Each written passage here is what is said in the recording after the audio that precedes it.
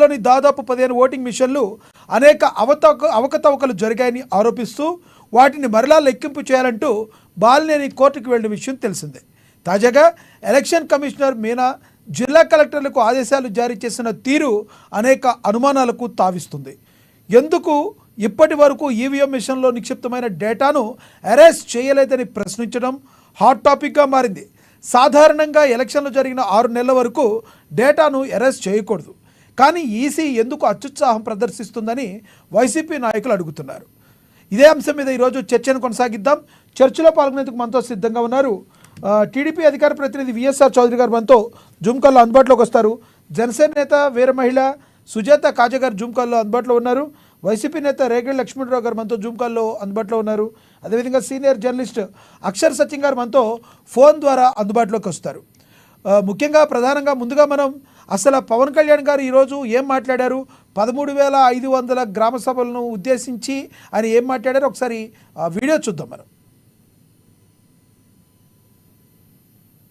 ఏది ఎలా చేయాలంటే గ్రామ సభ చాలా కీలకం. ఇది మన ఆంధ్రప్రదేశ్, మన భారతదేశంలోనే పంచాయతీ రాజ్ వ్యవస్థని ప్రవేశపెట్టిన 2వ రాష్ట్రం అంది రాజస్థాన్ తర్వాత. అంటే మనం అంత పంచాయతీ రాజ్ వ్యవస్థని అంత ముందుండి తీసుకున్నాం. మనం గత ప్రభుత్వంలో అలాంటి పంచాయతీ రాజ్ వ్యవస్థని ఎంత బలోపేతం చేయొచ్చో అంత బలోపేతం చేయొచ్చు. కానీ దురదృష్టం గత ప్రభుత్వం దాదాపు 51,000 కోట్లు, గత ప్రభుత్వం 41,000 కోట్ల రూపాయలు జాతీయ ఉపాధి హామీ పథకం కింద ఖర్చు పెట్టామని చెప్పి కేవలం 15,000 కోట్లు మాత్రమే ఖర్చు పెట్టిన, అంటే కనిపిస్తున్నాయి రోడ్ల మీద మనకి ఖర్చుగా. రోడ్లు కానీ సగటు మనకి అవసరాలు కానీ మౌలిక అవసరాలు కానీ ఏమీ చేయలేకపోయారు. ఈ మిగతా 25,000 కోట్లు ఏమైపోయినాయో ఎట్లా వెళ్ళిపోయినాయో ఎవరికి తెలియదు. అంటే నిజంగా ఒక పని జరగాలి అంటే గ్రామ సభ తీర్మానం చేయాలి. పంచాయతీ రాజ్ వ్యవస్థని బలోపేతం చెయ్యడానికి ఇది ఆంధ్రప్రదేశ్ కి కాదు భారతదేశానికి వెన్నెముక.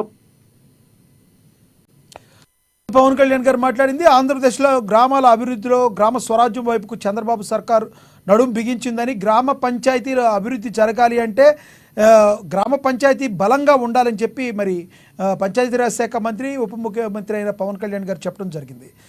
నమస్తే అండి విఎస్ఆర్ చౌదరి గారు, good evening sir. Very very good evening sir. అమ్మ న్యూస్ ప్రేక్షకులకి, అలాగే మీకు వీర మహిళ సుజాత గారికి, అలాగే వైఎస్ఆర్సీపీ నేత లక్ష్మణ్ గారికి నా నమస్కారం. చెప్పండి సార్. నాకు సార్ మీ టీడీపీ జనసేన బీజేపీ కూటమి ప్రభుత్వం పంచాయతీల మీద దృష్టి పెట్టడానికి ప్రధానమైన కారణం ఏంటి? పవన్ కళ్యాణ్ గారు మాట్లాడిందని మీరు ఎలా చూస్తారు?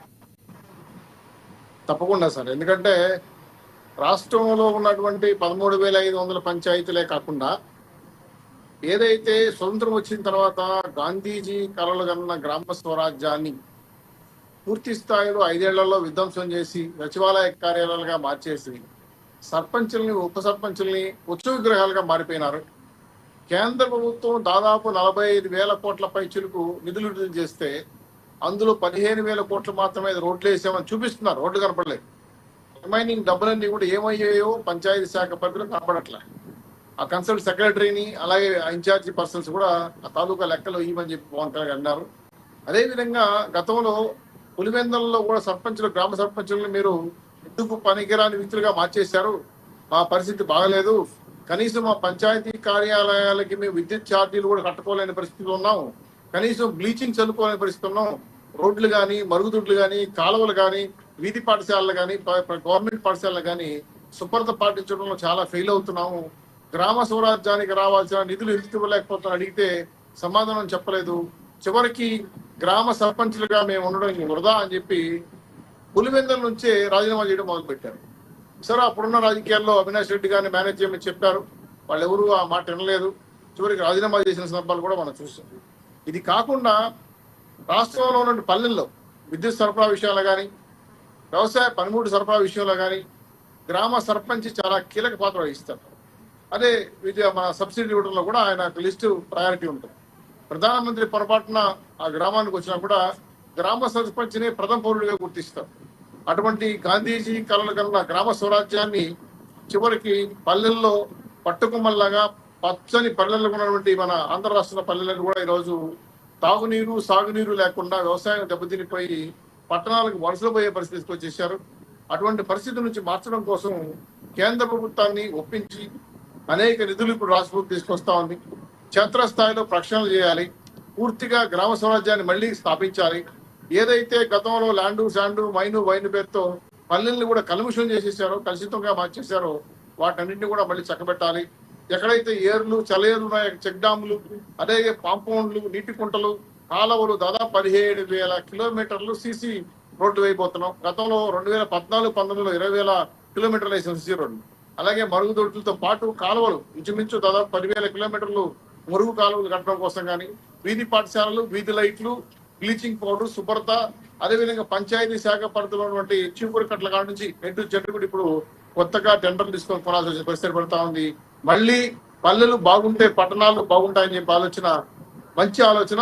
పవన్ కళ్యాణ్ గారు ఆ విషయంలో చాలా క్షేత్రస్థాయిలో పరిశీలించి వివిధ నాయకులందరూ కూడా కరోనా మండలాన్ని కలుపుకొని ఈరోజు కడప జిల్లాలో మీటింగ్ పెట్టారు.